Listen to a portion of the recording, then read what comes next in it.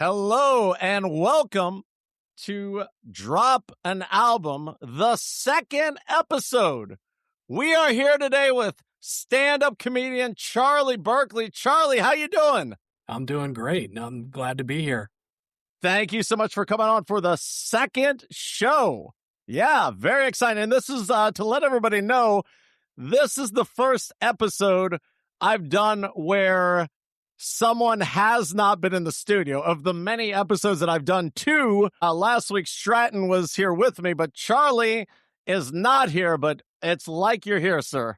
Oh, yeah. I'm remote, but I'm here. Yes, I know. It's and like we were talking a little earlier about how it does sound like you're right next to me. We probably shouldn't give away the mystique of recording here, but yes. So No, show it off. You can blow this up from anywhere in the world.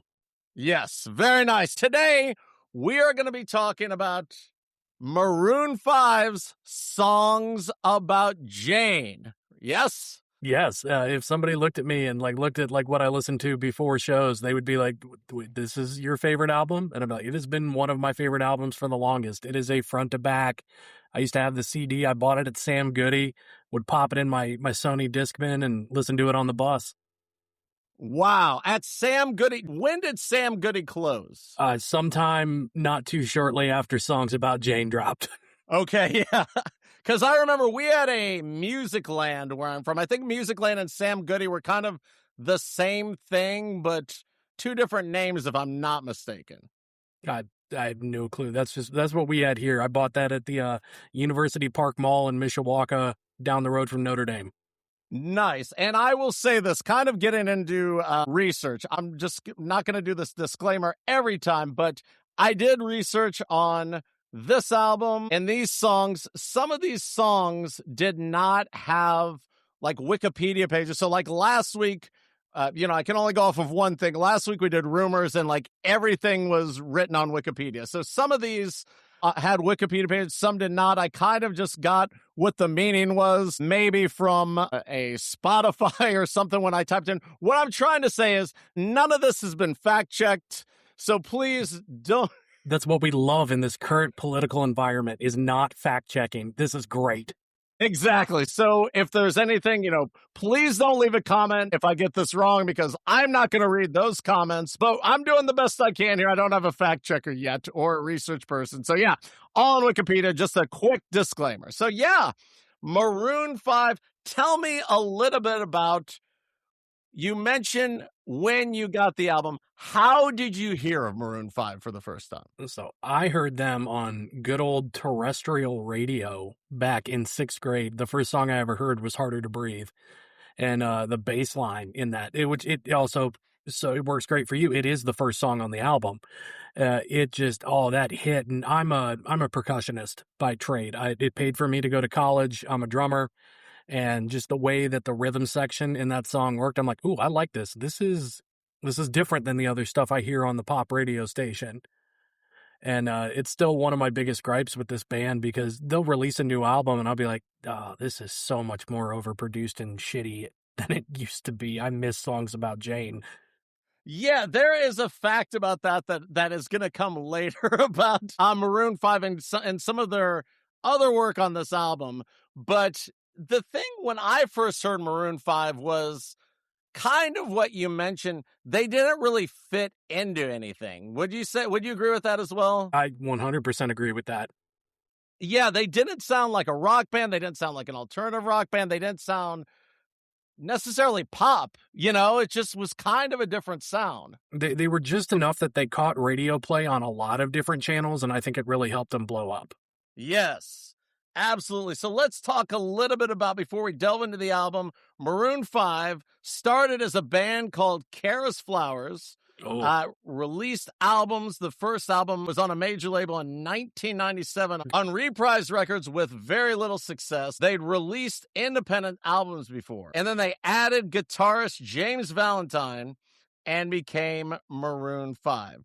So talking about the sound of Songs About Jane, Adam Levine said he spent a lot of time in New York and Los Angeles for showcase gigs and credited the band's new style on hip-hop culture. that he experienced in New York. I mean, I can kind of see that. The as I said before, the bass line it is super underrated in all these songs across there. They have an almost like funky R&B kind of style to what the rhythm section is putting out in these. It's not your standard 4 on the floor drumming. It's not your standard walk the beat bass path. It's got some stank on it. It is what my teacher in jazz band used to say, like when it had something like that. And then the band signed a new record deal, and 8 of the songs were written or co-written by Adam Levine and keyboardist Jesse Carmichael. Many of the lyrics were inspired by Levine's relationship with his ex-girlfriend, Jane Herman, saying at least one line in every song was about her. Now, you know this album much better than me. Again, going back to last week, I can only go back to the one other episode there was. We talked about Rumors, and Rumors was about Fleetwood Mac, and they were all songs about each other, right? So talk to me a little bit about all these songs are about his ex-girlfriend. Do you see any parallels? Like, I mean, we're going to talk about the songs, but do you see any parallels? Are some of these like missing his ex-girlfriend? Or some of these, like, they're not all kind of, we would say like kind of last week, Rumors was mostly, let's just say, diss tracks. You know what I mean? But I don't think this is what this album was. Am I right? I would say this is more along the both breakup albums. I would say that this feels more like a melancholy kind of breakup one where you're looking at back at something fondly, but also you might know like, hey, like I need to move on from this.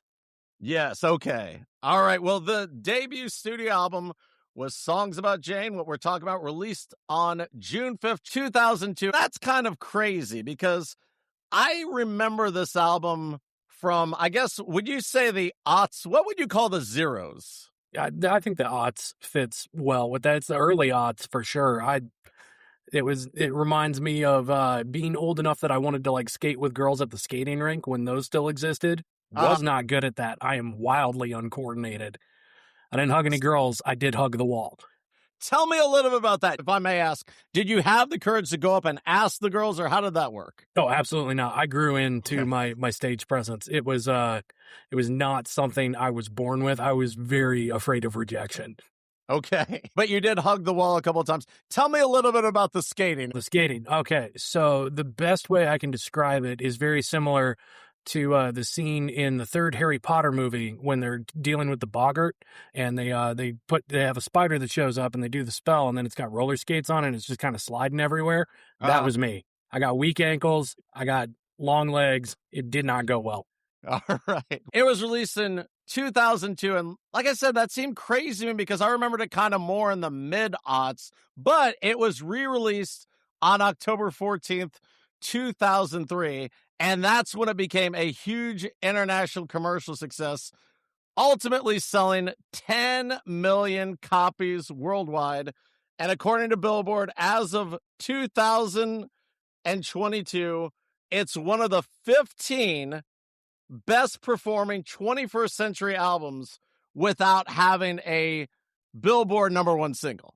That's hard to believe. Like there are I would say at least 3 tracks on here that I think could have hit Billboard #1, but no, they're good.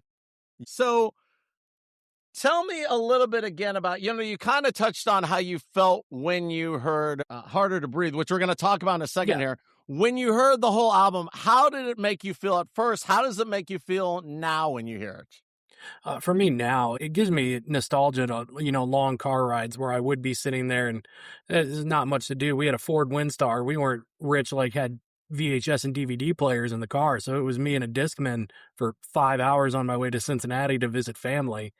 So this album right here, this ate up a nice chunk somewhere between like Connorsville and Cincinnati. Isn't it crazy now too how music has changed just in, I mean, that was about 20 years ago, but still the fact that, you mentioned a Discman, that's what I had as well too in my car, where I had like this kit to put it in before they had like the in-dash CD players, you know what I mean? Oh, yeah. And now it's like, you can just literally listen to anything on your phone, hook your phone up and listen to everything, I'll just Bluetooth it in. It makes life great. I mean, you make whatever playlist you want. I remember having to burn CDs. Be like, I'm feeling a variety today. Let's put some Nelly on here with this or whatever else I might be into at the time. Tell me about a burn CD that you did. You ever, going Oh, back to talking about girls, did you ever burn a CD for a girl? And what I, was her reaction? I burned this CD for at least 2 different girls. One of them I know still has it. She's a very good friend. It was the first girl I ever got the nerve to ask out. Uh-huh. And it's got my terrible scribble 7th grade shitty handwriting on it. Maroon 5 songs about Jane. And she's got it still. She sent me a picture of it a few weeks ago when they were cleaning up. Wow. And did you put all the songs in sequential order? Did you kind of I mix did. it up for her? No, Okay. it was the exact track order. Okay. Good deal. That is crazy. She still has it now. What about the other CD that you burned for a girl? Do you have any idea about that? Oh no, that one. It's kind of one of those. You remember the first time you do something, and then after that, it kind of gets filed back. But I will say it was one of the things that I did get my wife to wife me up or husband me up that way with it. Like one of the first things I did, I made her a playlist, which I guess is the modern equivalent to that. Tell me about what's on the playlist to your wife. I did this one for my wife. I function quite a bit through them now. Most of my playlisting and everything through Spotify. It's a lot of podcasts. That's what I listened to your first episode through. Oh, awesome. So I like to put weird or funny pictures on my playlists. So when people look them up, because the artist can see these and what they're named. Like 90% of mine have different Danny DeVito memes, but the one I got for my wife, it's a picture of a polar bear, and it's drawn. It's a polar bear mauling a body, and it says, "If you ever get mauled by bears, I hope they stay away from your face because I think you're cute." What's your favorite Danny DeVito movie? Oh, my favorite Danny DeVito movie. See, that movie's a tough one to pull. Obviously Batman. It's not Forever. Batman Forever is not that one. What's the Batman second Returns? Batman Returns. Thank you. Obviously, where he's playing the Penguin. Also Matilda. And I really am a big fan of the movie Big Fish, where he's kind of like the circus guy that plays with that. But my quintessential Danny DeVito role, without a doubt, is Frank Reynolds in It's Always Sunny in Philadelphia. Yes, yes. And it's kind of crazy how he kind of came on after the series started. Do you know what I mean? Like, he didn't start, but like, it's great, but then he's fit in so well, you know? Yeah, absolutely. So I got this playlist pulled up now. There is actually a Songs About Jane song on this playlist, and it's Must Get Out, which is track 7. Let's talk about Must Get Out, and we'll talk about why you added it to the playlist in a second here, but it was the 5th single, and it was, as far as my research, a rocky period of his relationship. So tell me a little bit about how the song makes you feel and how you included it on the playlist. So for me, I can see how he would put that like that. It's got it's got a very optimistic tone to it. You would not think the song is as sad as it was. To be frank, I put it on there because my wife had never even heard that one. She's like, "Oh, I've heard a few of their songs." I'm like, "You got to hear this one. It's great." But I'm lifting you up, I'm letting you down, I'm dancing till dawn, I'm fooling around, I'm not giving up, I'm making your love. The city's made us crazy and we must get out. Like that chorus is great. Now, the verses and the pre-chorus do change the tone just a little bit, but it was one of those that I'm like, I love this song. I think you will also like it. Yeah, absolutely. I mean, different songs mean different things to people. Do you know what I mean? So like, Absolutely. you can absolutely hear a song that might not be about different things. Tell me some of the other songs that are on the playlist. So some of the wilder ones on here that might not make sense. There is a decent amount of aughts pop on here, but one of my deep cuts, I love Wayne Brady as an improviser and a comedian. It's great, but Wayne Brady has a couple of great albums. Wait, if I may stop you right there. Yeah. You mean comedy albums or music No, albums? like singing. Okay, tell me a little bit about this, because I did not know this. One of them, that's my favorite one. He has a track called Back in the Day off of his first album, and it's got a real kind of like OG Bobby Brown, Michael Jackson kind of feel, and he's singing about how he's loved this girl since, they were kids and they grew up with each other. Uh-huh. And then he's got another one that he did actually with the piano player who plays with him on Let's Make a Deal. It's called Flirting with Forever. That's a lot more of a modern R&B soulful thing. And that was another one. Like, I mean, that's when I'm like, I love my wife. This is a song that makes me think of my wife. And it's him singing about how, like, I've been a bachelor forever, but you're making me think about flirting with forever. Wow, that is wild. I did not even know that he had, a music career or Oh, music that'll be albums. your homework. Back in the day, that song, it is a bop. Tell me something else that's on there that, you know, might be a surprise. Because definitely Wayne Brady is a surprise to me. What's another thing that might be a surprise, everybody? Okay, this is an old one, but there's a Brazilian jazz artist by the name of Sergio Mendes who, back in the early aughts, redid one of his old albums and kind of remade it and did a bunch of tracks with modern pop artists. Specifically, it was all produced by will.i.am of the Black Eyed Peas. So it was one of those, she's like, oh, I like the Black Eyed Peas. And I go, have you heard their album Timeless that they did with Sergio Mendes? And she goes, oh, no, what's that? And I'm like, oh, I'm about to change how you think about the Black Eyed Peas. But they have a great track called Please Baby Don't with John Legend. That's they took one of his classic songs. I don't know what the Portuguese translation is, but the essential lyrics of all of it are "Don't make me fall in love with you because I know I will." Well, this definitely sounds like, how many songs are on this playlist? It's 9 hours. Oh, wow.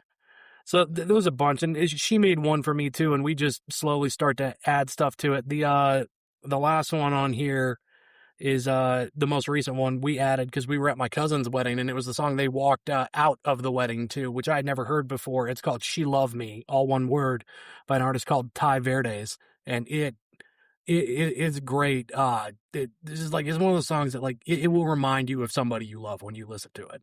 Oh, that sounds great. So it's a living document then, right? You just continue to add on to it? It's one that we will add stuff to each other's playlists, like something that we'll find or something that she hears on TikTok, or I'll be out and talking to other comedians and they'll be like, oh yeah, I love this band from like the city that I'm from. Oh, I'll meet them out touring. They're like, oh no, I'm from Cleveland. You got to check out this band you've never heard of before. That is amazing. Now, getting back to songs about Jane, we touched on Harder to Breathe. That is the opening track, released 2 months before the album. So this song definitely got popular. The song describes the band's frustration with their record label. Yep. Levine thought that they were pressuring him by telling him to keep writing, even though they had enough songs. Now, when I kind of think about this, and I don't know if it's just kind of like, if it's from hearing it, but it sounded more to me maybe like a love song. You know what I mean? I never would have guessed that. How about you? I can kind of see that because, like, like you're looking around like, hey, is there anybody out there who does want to love me? Because like the loneliness is sinking in and it's getting harder to breathe. Yeah. But knowing that, I did not know that it was about the album, which makes the very first verse of that, that just takes it so much more. Like, the first line is, how dare you say that my behavior is unacceptable? So condescending, unnecessarily critical. But my fun fact with this, when I did buy this album, my mom immediately took it away from me because apparently she watched a 60 Minutes about terrible lyrics and music and like was going through the book with all the lyrics in it. Like, I don't know how I feel about this. I might not let you keep the CD. This is a great story because, like, if I think of parents taking away an album, Maroon 5 would probably not be at the top. Yeah. So tell me a little bit more. Harder to Breathe is the only one that actually has like something that would tack on a parental advisory, and it wasn't on there initially. This album was initially released without the parental advisory, but it's on there now because the end of the very first verse is not fit to fucking tread the ground that I am walking on. But on the initial lyric book, it didn't say fucking, it said funkin, Funkin. Okay. Did he say fucking though, but it just said funkin'? I don't know. Yeah, I think he did. I think when they were doing it, and I think they wanted to release this without a parental advisory because they thought they'd do better, so they changed that one word. It's real nitpicky. I'm going to have to go back and pull out my original CD and see if I can hear a difference between that and the anniversary album that I have on 33. Now, here's the thing I'm wondering about that too, is that does one fuck get you a parental advisory sticker? And then this is kind of a two-parter. And then the second thing is that when they played this like on MTV or if they played it on the radio, then do you just hear like no sound? You know how they used to bleep stuff out? So they did blank that word when it was played on the radio because it was close enough that they didn't want to risk it. Yeah, okay. That is wild. I never would have guessed that Maroon 5 would be taken away by a parent. Do you know what I mean? Oh, yeah. That's crazy. But then, Wow. you turn around and she'll look at some of my other CDs that did, like, I had 50 Cent's Get Rich or Die Trying, but it was the edited version. And so that one, but you're going to take Maroon 5, but leave me with 50 Cent. Yeah, even with an edited version. Do you know what I mean? Like you would Yeah. think like back in the day when it was like heavy metal that had all the when they started Oh, putting these on and like Limp Bizkit was not allowed in our house. yeah. So let me ask you this. Did you ever try to get Limp Bizkit in your house? Or Oh, I were you did. just I successfully did that. I had friends who did oh my God, Eminem's 8 Mile album was a great one that I had gotten that one of my friends had snuck me and I didn't uh-huh. want to give it back. And like this was before I had access to the computer to burn my own CD and like his mom Uh-huh. called my mom and I got in trouble for having an Eminem CD. Like it was like the 5-0 busted in my room and went searching for contraband to get 8 Miles album out of my room. Now, do you think that made your mom a little more with Maroon 5, knowing that Eminem was there before, like when she sees Maroon 5, it's like, "Oh, wait a minute, he had Eminem before?" Yeah. Like what is this? Eminem, Maroon, all the things with colors, can't have them. Yeah. Yeah, Eminem and Maroon 5. I wouldn't think that there'd be any kind of parallel, but I think we just made one today. I You know mean, what to I be mean? fair, Eminem did perform with Elton John at the Grammys. Yeah, well, yes. And my mother hated that because she was a huge Elton John fan growing up in the 70s. Oh, really? So Oh, yeah. did that color her opinion on Elton John at all, or did she was she still a fan? I think at that point, Elton John had gotten political enough. She wasn't as big of a fan of him anymore, but like she still has all her old records. I grew up listening to my parents' records. So like some of the things that I have, it's like they look at me like, how are you a fan of this when you grew up listening to Billy Joel and Elton John? Tell me a little bit about that. How did your taste change? Honestly, for me, it was getting into playing music in 6th grade. I joined the band and it was getting like when you start learning an instrument, you start picking it up in different things. Like, I also have that thing where like, I don't know how to describe it other than like I can see like different musical breakdowns while I hear them. And that comes from years of studying it and like studying music theory. So like I listen to, if you wanted to move on to the next one, even like This Love, and I could hear the piano track playing with it, but then I can also pick up the drum track, the bass track, the guitar track, the vocal track, and I can separate them out in my mind. And I'd be like, oh, I can see these two are playing together, and it's kind of cool. Wow. Yeah, let's talk about This Love. But before we do that, tell me a little bit about what inspired you you mentioned you played the drums, right? And you're a musician, Yes. you went to college, you did that. Tell me a little bit about what kind of inspired you to that to begin with. Well, it was going to football games as a kid. My high school, I went to Concord High School in Elkhart, Indiana, which is where Con Selmer's based out of. So they make all the brass instruments here. Okay. Ludwig Drums was based out of here. The Elkhart, up until, the recession in '08, had two big things they were known for. It was the RVs that we still have and then music instruments. So I come from an area that it is bred in. And Concord's band, I'm talking 400 kids in a high school of 1,600. A quarter of them are in the band to the point like they dictated like who would win homecoming court.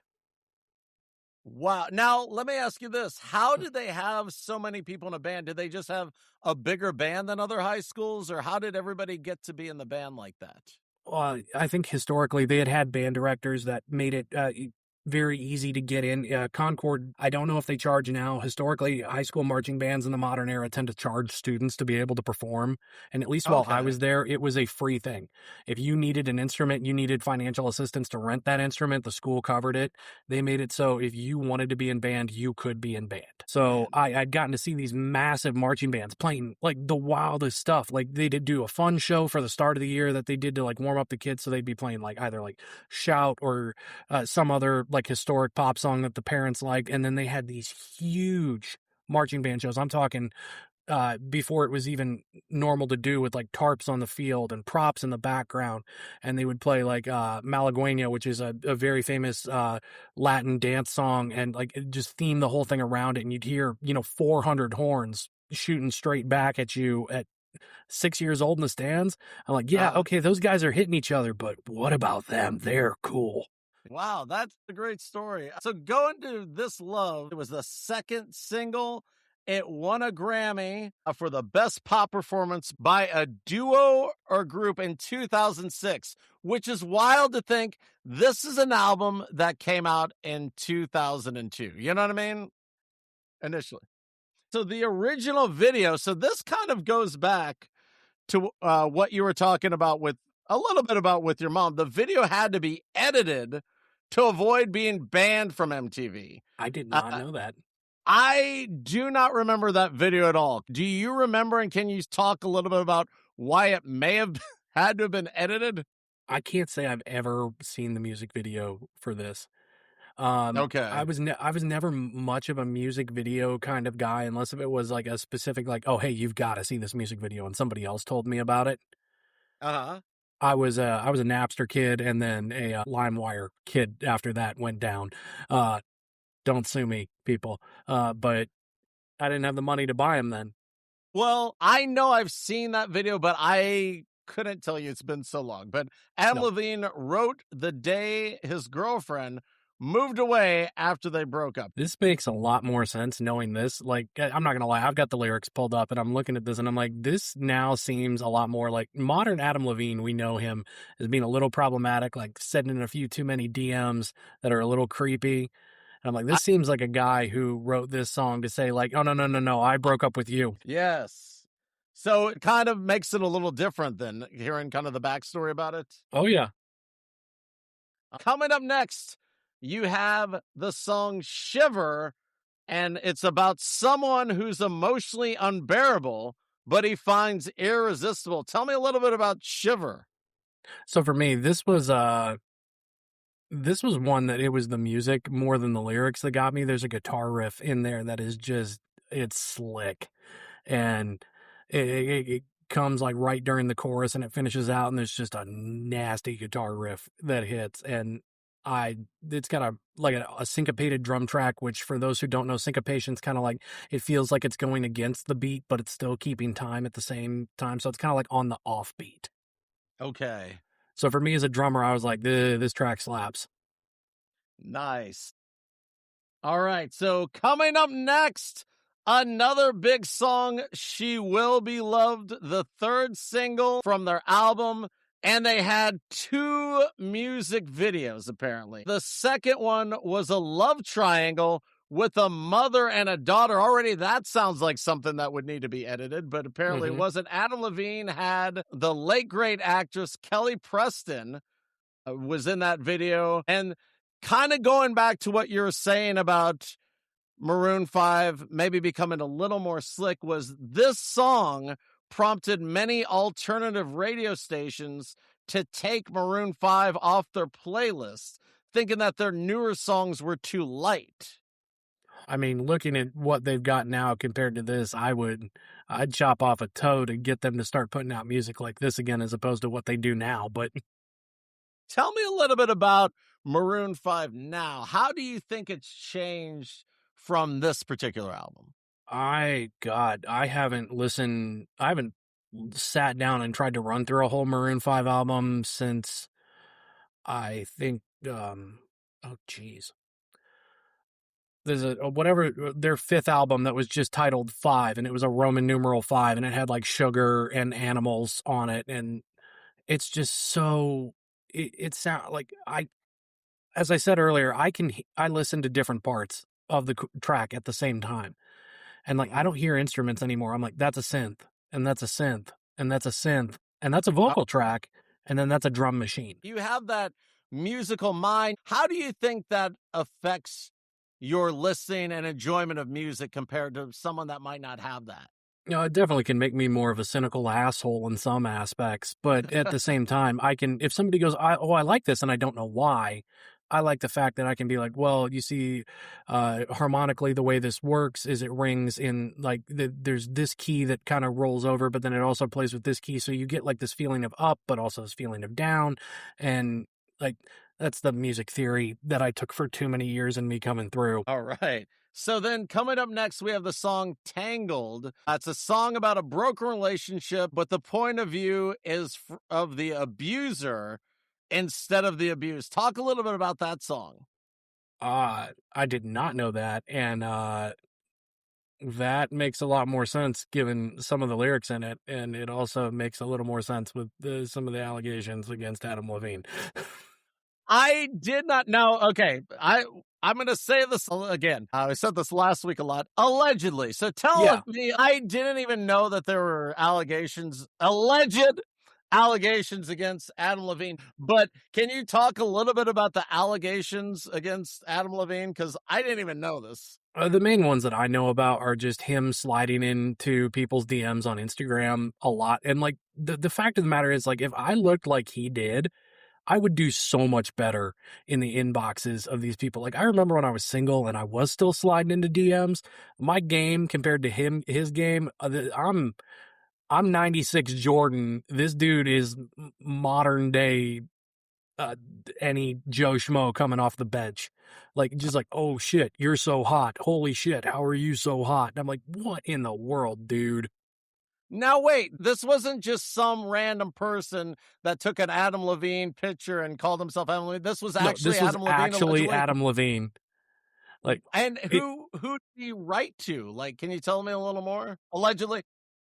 okay, there was a whole thing. BuzzFeed had broken it where people were showing DMs, and it was his official blue checkmark Instagram account. And then they were taking those DMs that he had sent, but then putting different pictures with it. So like he'd comment on somebody's story, and there's one in particular that said, "Holy fuck, holy fucking fuck, your body is so absurd," and then they'd put like a picture of Danny DeVito at the top instead, or like a T-Rex. Were these allegedly like just random girls, or were they like famous people, or can you talk a little more? They've been just Instagram models. Oh, okay, okay. You would think though, like, I don't know, back in the day, you would think that like he would just have his agent call, you know what I mean, instead of sending DMs. I I don't don't know know. what they do nowadays, but yeah, but I don't I know. I'm married. I didn't. don't have to worry about that anymore. Yeah. Let's jump into some comedy. You're a Okay. stand-up comedian. Tell me a little bit about what piqued your interest in comedy to begin with. For me, it was probably the birth of my sister when I was no longer an only child and not the center of attention anymore. Okay. But it was, I've always been, my parents would call me a ham, like, oh, look at you, just doing this for attention. And then I got into junior high and high school, and I found that, if I can make somebody laugh, that's an easy way around actually having to provide substance to my personality, to look at that in like a philosophical sense. Okay. College is really more where I came into it because I realized I'm like, I don't need to make this my entire personality. And frankly, when I stopped trying to make people laugh all the time, I got funnier. Yes. Can you tell me a little bit about, did you have any influences that kind of shaped your perception of comedy to begin with? Absolutely. So, some big ones just right out the gate.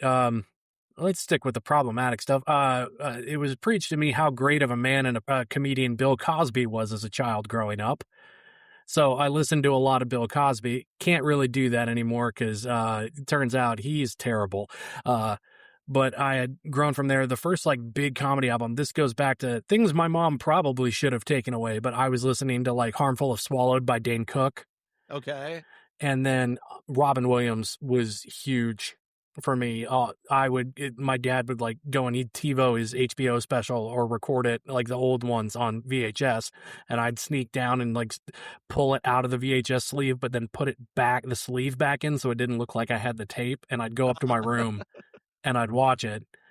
And I didn't get half the jokes. There was him live at the Met where there's the giant eye above the stage, and he's like, "Oh, would you look at that? It's the last thing a vagina sees at the gynecologist." And I'm like, "Hey, he said vagina." But got to go through with that. And then as I got older, another big one for me was Gabriel Iglesias. His first special, Hot and Fluffy. He has a joke. I'm a heavier set guy myself. And he jokes about how he and his buddy, who are both heavier set, go on Splash Mountain, and then they flash the cameras on the way down, and they get stopped by security, and they ask him, "Do you know who these two big women are in the picture?" And I heard that joke for the first time, and I was laughing so hard I was crying. I couldn't stop laughing for like a half hour. You talked about your influences. You talked about, kind of what piqued your interest. What made you turn to stand up? And can you tell me anything about like the first time you did stand up? Yeah. When I got to college, I was looking for some other. Like I said, I went on a music scholarship, and I was initially planning to be. I'm going to be a musician. I'm going to be a music teacher, and just when practicing became my job, I hated playing music at that point. It was no longer a hobby. It was something I had to do.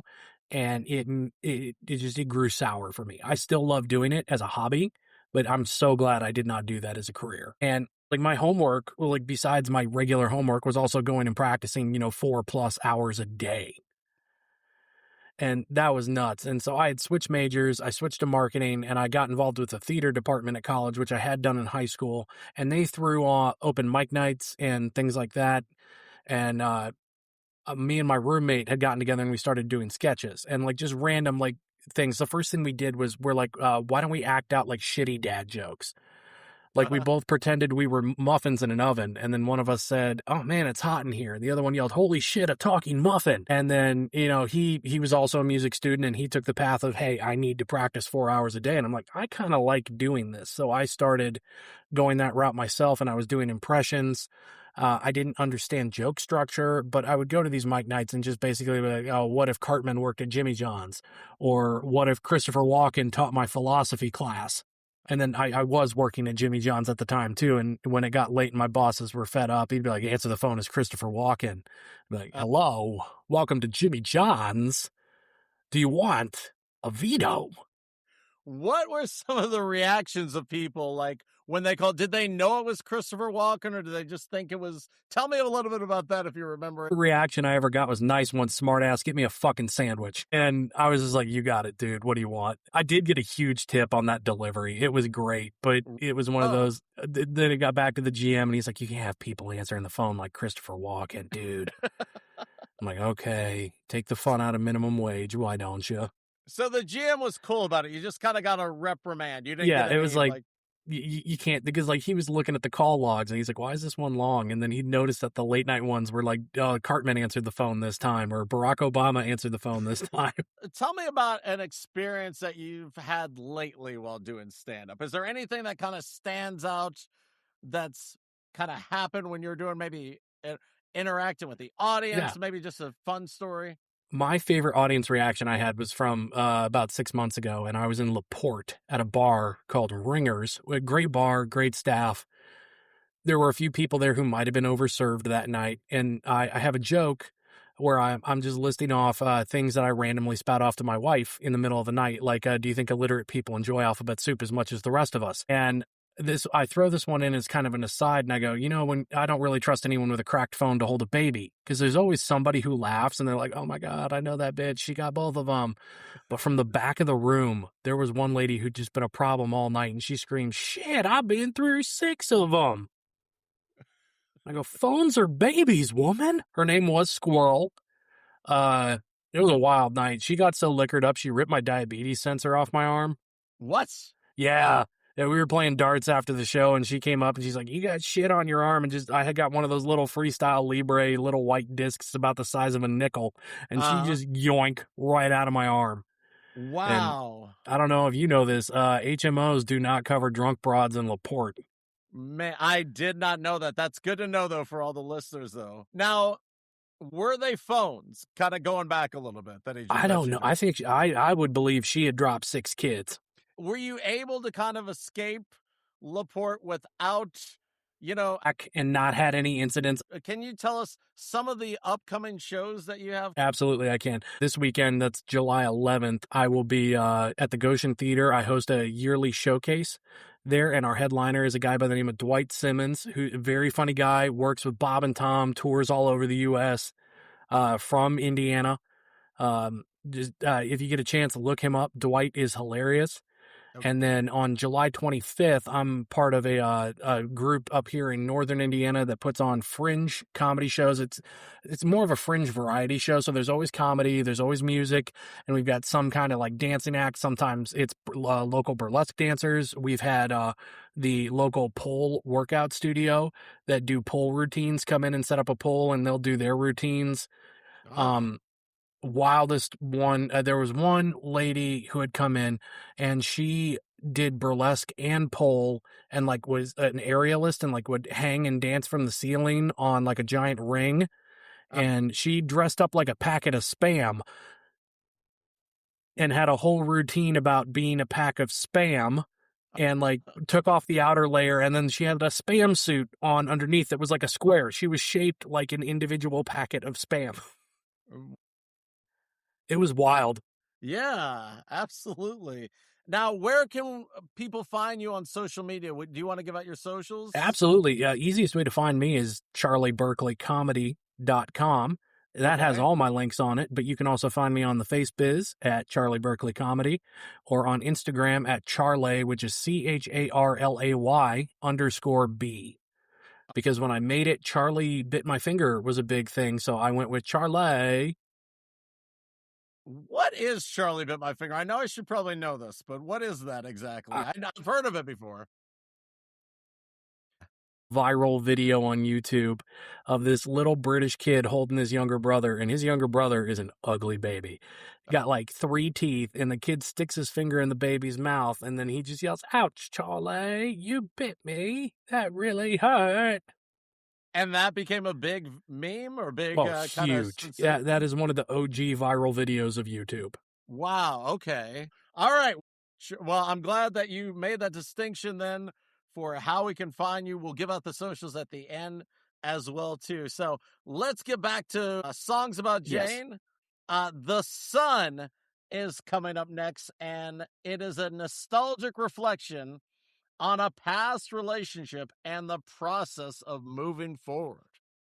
I could see that. It's one I've never honestly looked into a lot of how this album was made or what the concepts were for the tracks. It was just one of those that I'm like, I like this. It's got a good groove. There's a poetry to the words and how it hits. Yeah, I definitely think, that's the way I am too. I'm kind of just doing this to like kind of give some backstory to it. But yeah, I know. And that's the thing is like, with some of this that wasn't even on like Wikipedia, I'm sure it's somebody's, unless like they talk to Adam Levine, it's probably just somebody's interpretation of it all, which Yeah, it's good that everybody has their own interpretation. absolutely. So let's move on to the next song, Sunday Morning. Now, I know Sunday Morning. Now, I listened to this album in full to kind of prepare for this, and I wondered, I didn't think it would be, but I wondered if this would be the No Doubt song, Sunday Morning. But it was not the No Doubt song, Sunday Morning. It is the Maroon 5 song, original Sunday Morning, which oddly enough, there is that parallel. I believe, aren't they both, they being Adam Levine and Gwen Stefani, both were judges, and I believe at the same time, right? Yeah, they had several seasons. I believe they crossed over. I'm not much of a The Voice watcher. My reality TV sits in a much darker British realm. Talk about that a little bit. What's some of the reality TV that you like to watch? I love Love Island. It is the trashiest, shittiest show that has ever been on TV. And just with the British accents with it, it just tickles the right part of my brain, and I can put on a season and let it run and just rot. Okay, I'm not a huge reality TV person. I've heard of Love Island a lot. I know it's insanely popular. So I'm going to ask a couple questions about this. This Okay. is a British show? So it's been in a lot of countries. My favorite version is the British version. I have never watched the American one. I've attempted to watch the Australian one. I've seen clips from the American one, and I'm like, this is just not as good. And the early episodes of it, I think it might have been originally a British show. It is the Wild West. They just put 20 hot people in a house, gave them booze, and said, good luck. Favorite people, there's a lady called Moira who was on one of the early seasons, and she would get drunk and go on rampages, and she's Irish. So, like, they had to subtitle her, but, like, it was nuts. Like, her throwing shit off the balcony, calling people slag, which is kind of like, it's a worse version of slut, I guess, but oh my God, it's just gloriously trashy. So, want to ask what the concept is. Is there a Okay. concept like, are they meant to fall in love, or are they just meant like this is what's happening? It is a dating show. The concept is they put Okay. all these hot people in, and then they immediately pair them up just based on looks. They either have the guys pick a girl or the girls pick a guy. And Okay. it's like old school schoolyard kickball, but for who you want to bang. And then they're in this house and they give them like weird little challenges that they have to do. And then like they have very serious talks around the fire pit where somebody's going to get sent home. But then they bring in new hot people to replace them. And these dumb hot idiots are like, I don't know how I could go on without her. She's my best friend. And then they're like, oh my God, I got a new best friend. Then the goal is you want to be the final couple. And the final couple has an option of splitting $1 million or being together and just getting $1 million. Uh-huh. And so usually the final couple, they do keep the money, but then like they break up 3 months later, and that's how it goes. There have been some couples that have made it, but the success rate is very low. And see, the audience votes on who gets it. This is like you gotta play up to the crowd that's watching, and like they'll text in like who they want to keep, who they want to get rid of, who they think's the best Islander, who they think's just faking it. So there's audience involvement. I see. Okay. So it's kind of like, so like back in the day, like I was a big fan of Big Brother, and like you used to be able to call in and vote. So it's one of those Yeah. things. There's not a studio audience, obviously, right? No. No. They Okay. put them So, on some fancy villa out on an island in Spain, and so it's just basically like the weather's always good. Everyone's always in swimsuits, and then they switch into like evening wear. That's just they're all dressed in the nines. I see. Okay. And then people vote based. Okay. Awesome. So Yep. very nice. Okay. So getting back to Maroon 5's Song About James, Yes. we have coming up next Secret, which is a spontaneous, passionate romance between two people who barely know each other. I could see that. For me, this was always it had again. I'm a big lover of syncopation, so that pre-chorus is all on the offbeat, but you can hear the bass and the piano stay on the main beat, so it's kind of like a back and forth between the rhythm section and the vocalist, and it scratches my brain. So would this be one of your favorite songs, or where would you rank this kind of on the rank This of is everything? not what I would call one of my favorites. It is one that if I wasn't in a mood to listen to the whole album, I might skip Yeah. over it. Okay. So this is a skippable. Okay. It's got its merits to it. I enjoy it, and I Uh-huh. like how it kind of just fades out at the end. And with what you've told me, that makes a lot more sense now because it's got a real fade in, fade out, and it's its own story on its own within this. Yes, and I do wanna just point out to everybody, like, I don't know how reliable any of this is, you know what I mean? Like, this is, like, just what I saw on the internet, so some of it might be, some of it might not be, but it's this is kinda what comes up. So, and, like, a lot of these weren't on Wikipedia, but it's kind of what comes up when you put in meaning of the song for Maroon 5. So who Okay. knows? And again, it's always good to have, your own. Some songs have different meanings to different people, but I'm just kind of going on just for, I guess, historical value, if you will. Yeah. So coming up next, we have Through With You, which is allegedly the pain of a one-sided relationship. You see, I'm flipping through this too because if I did want to reference a lyric, I had them all pulled up, and this site has like little tidbits on it, and it Uh-huh. says it's a first-person narrator reprimanding and taunting an ex-lover who once played a lot of games with their head and was never serious about it. Oh, you're very familiar with it. Which one would you go with out of the two? I think it's definitely the getting after somebody who was kind of screwing with your head when you were in a relationship. Okay.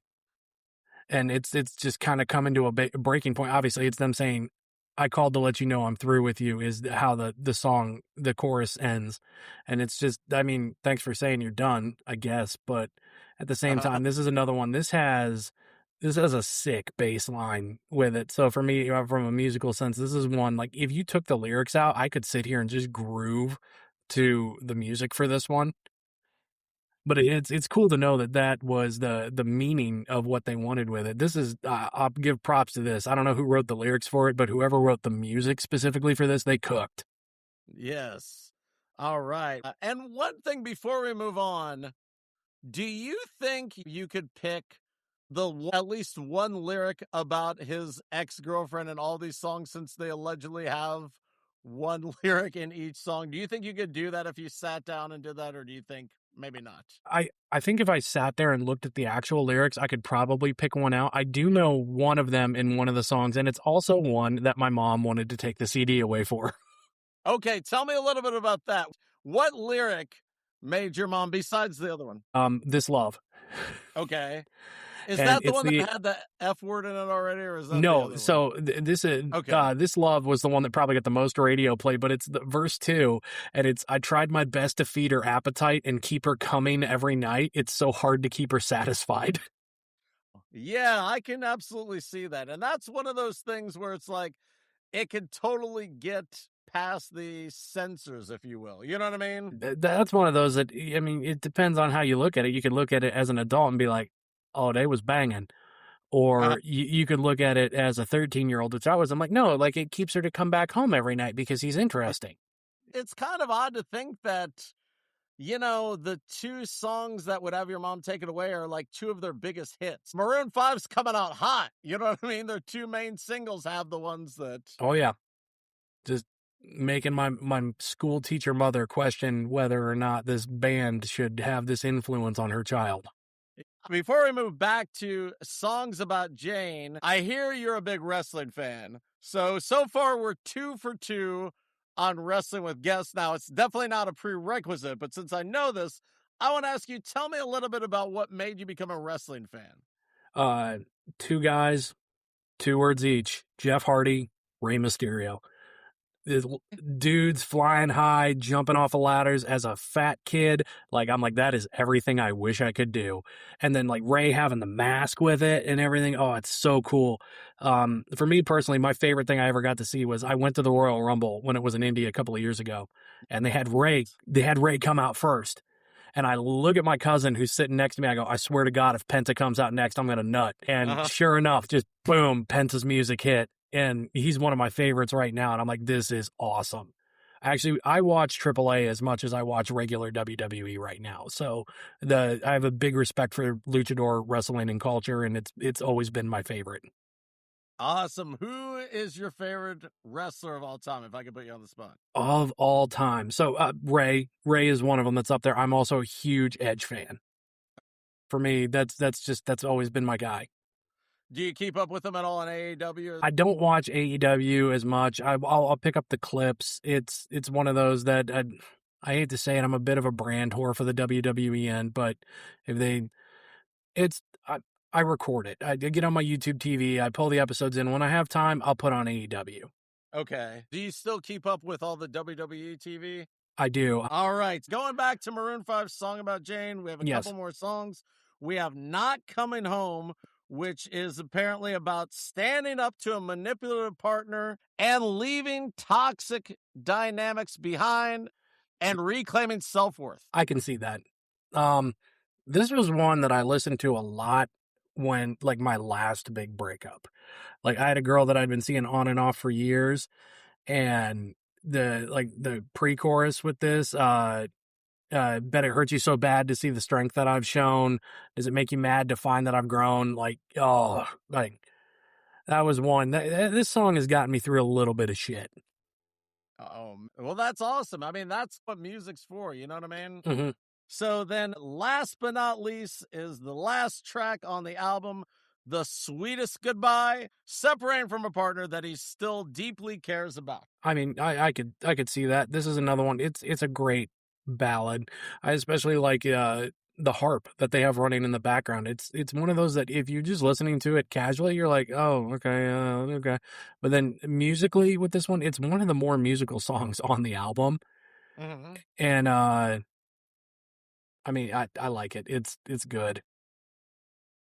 Awesome. Well, that is Songs About Jane. Is there anything that I missed that you wanted to talk about with the album specifically? No, I think you got it. Also, the artwork on this is it's very early 2000s, and I absolutely love it. I think that was another reason my mom was a little not okay with this album, because there is a caricature of a nude woman on the front, and her hair is long and it's covered up. Oh, I see. Okay. Yeah, that I can definitely see that then. If anyone would like to do a show, I've taken my hand at producing. I met a lot of awesome people on here. I haven't had any bad reviews. We put on some pretty kick-ass shows. One of my favorite ones we did was back in April. I didn't host, I produced what we called Mom's Night Out. And I had a bunch of Mhm. comedians from the region that were mothers. And it was pushed specifically like, hey, have your husbands watch the kids tonight. Girls, let's go get some wine. Let's have a good time. And like even some of the performers and the people who came were like, Charlie, you should get on stage and do a set. And I'm like, that's not the point of the show. Like it undercuts it. And part of that was a little bit from me giving a middle finger to other producers in the area who had told me, well, I can't have women on my show because women aren't funny. They don't make any money. And I'm like, well, you're fucking stupid. I'm going to make Wait, money by doing a show with just women. somebody told you that? Like I have had, recently? yes, in the year of our Lord 2026, somebody had Oh, said women aren't funny and I can't make any money putting them on my show. One of the moms who was on the show, she's a very funny lady. She's focusing on taking care of her family right now. She's got a young one at home, so she's focusing full on mom life now. But she used to make a meme, and it was my favorite one. And she'd take the "Oops All Crunch Berries" box, but instead put the show poster on it that just had guys, and it said "Oops All Dudes." can they get in touch with you through your website? Yeah, socials. You can email me at charlieburkleycomedy.com. It's just all the links are on there that you can click and directly message me. And if you want to do a bar show, you want to do a fundraiser, you want to have people out and do a private event, like I'll give you a quote. I don't know if you're going to like the price, but if the money's there, we'll come hang out. All right, sounds great. I think we do a pretty good job covering this. I threw you, this was not an easy task for you because this album is not as well written about as, say, specifically Rumors by Yeah, Fleetwood Mac. yeah, exactly. Yeah, it's like I knew a lot of these songs, from before, but like I said, like I don't even know. Like this is kind of what came up for some of these songs, and like and I heard you even say like a couple of times, like, "Wow, I can kind of see that." It's like Yeah. in no way, shape, or form is it because there's not kind of the write ups like there are for Rumors, which is okay. But I mean, it's always like I mentioned someone's interpretation, you know what I mean? So yeah, but yeah, absolutely. Well, I really appreciate you coming on. Thank you for having me. I listened to that first podcast and I text Stratton and I'm like, yo, what do I got to do to get on this? Because this is N- awesome. Nice. Thank you so much for coming on. And thank you everybody for listening. And we will see you next time again. Can you give your website one more time for everybody? Yeah, charlieburkleycomedy.com. And you can follow me on Instagram at Charlay, CHARLAY_B. All right. Well, everybody check out Charlie. Go see him live. Follow him on social media. Thanks again. And we will see you next time.